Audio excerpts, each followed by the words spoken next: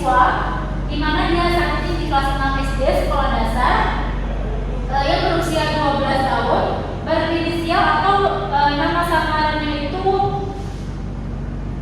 Vira. Nah, kemudian untuk alamat dari konseling ini, saya melakukan studi kasus ini di SD 14 Lombok Sakti, tepatnya di Kecamatan Indralaya Selatan, Kabupaten Ogan Ilir. Jadi apa yang dialami oleh konseling yang sebelumnya saya sudah melakukan wawancara bersama wali kelas, kemudian konseling juga. Kemudian untuk wawancara sendiri, siswanya saya lakukan di tanggal 29 Oktober, di mana untuk wawancara bersama siswa dan wali kelas, untuk wali kelas itu saya mendapat rekomendasi dari wali kelas untuk si Vira, karena Vira ini terindikasi memiliki motivasi belajar yang rendah.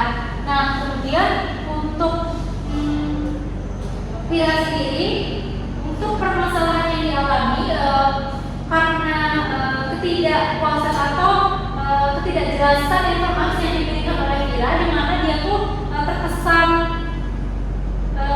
bingung atau tidak memahami apa yang saya katakan. Jadinya apa yang dia jawab atau jawaban dari Vira itu kayak cuma mengangguk atau menggeleng atau iya tidak. Terus saya harus mengulangi pertanyaan dengan bahasa yang sederhana, bahasa yang sangat sederhana saja sulit dia pahami gitu. Kurang terbantu dengan informasi yang diberikan oleh Vira. Kemudian saya beralih ke wali kelas. Wali kelas itu mengatakan bahwasanya Vira ini pernah terindikasi perilaku menyimpang, yakni pernah berhutang dengan ibu kantin lumayan banyak, tapi sudah diselesaikan di kelas 4 itu bersama orang tuanya. Saya diarahkan untuk ke teman-teman Vira. Nah, teman-teman Vira itu mengatakan beberapa permasalahan. Yang pertama itu permasalahan Vira pernah terindikasi mencuri juga, karena dia mengajak teman sekelasnya itu satu orang untuk bersama mencuri di kelas tersebut. Dia sering berbohong, pulang larut, kemudian juga kadang suka caper juga, terus cari perhatian sama teman-teman cowok. Ada juga dia tuh katanya caper ke dalam salah satu teman yang ada di situ. Kemudian ya itu tadi motivasi belajar rendah, kemudian sering mencontek. Terus dari hasil observasi yang saya temukan, bahwasanya Vira ini memang cenderung sendirian orangnya, sering keluar kelas, terus sering tidak fokus. Kemudian kalau ada tugas tuh dia sering mencontek sama temannya, kemudian tanya kanan kiri, jadi tidak fokus, sulit memahami pernyataan atau apa yang disampaikan oleh gurunya.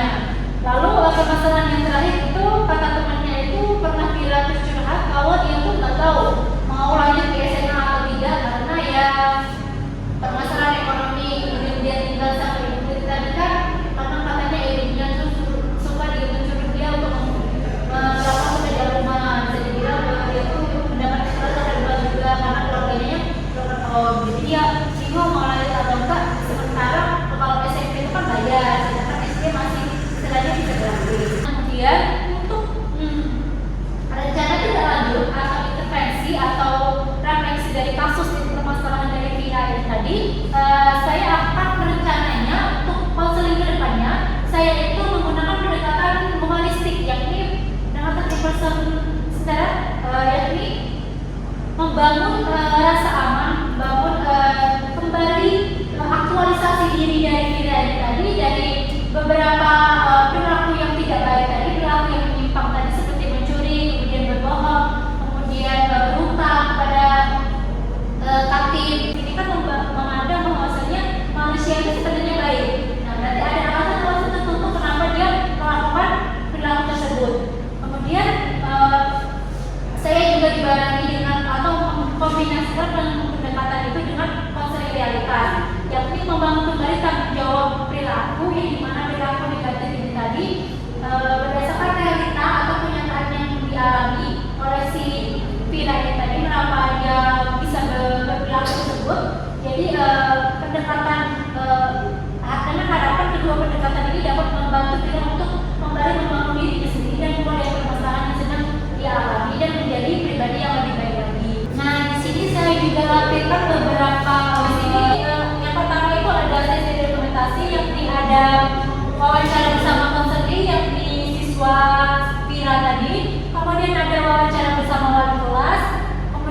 ada wawancara bersama kepala sekolah, kemudian ada juga observasi di kelas dan observasi siswanya, kemudian ada wawancara bersama teman-teman Vira. Saya lampirkan juga. Kemudian di sini ada rekaman suara wawancaranya, ada lampiran pedoman wawancara dan observasi. Itu ada teman-teman dari hasil dari pemaparan presentasi dari laporan studi kasus bersama siswa dengan konseling Vira ini tadi. Apakah teman-teman ada pertanyaan atau setidaknya tambahan atau apa yang ingin lebih kalian tahu mengenai kasus yang sedang dialami oleh konseling ini tadi?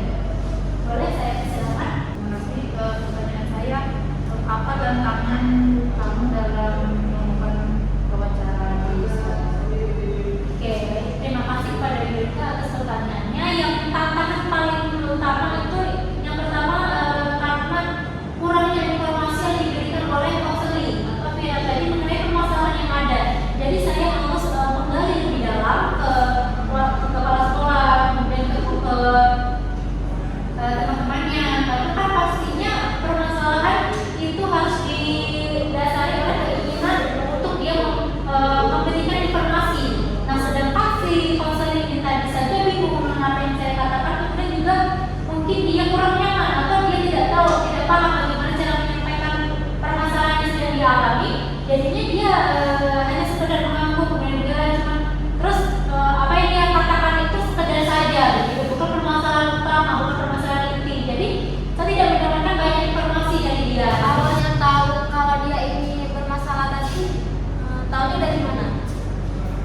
Saya lebih mendapatkan banyak informasi dari teman-teman kelasnya, bahwasanya dia suka mencuri, cenderung berbohong, kemudian berhutang memang dari kelas 4 itu kemudian sudah diselesaikan tapi terulang kembali. Kemudian permasalahan motivasi belajar rendah, presentasi belajar rendah itu lebih saya dapat banyak informasi dari teman-teman kelasnya.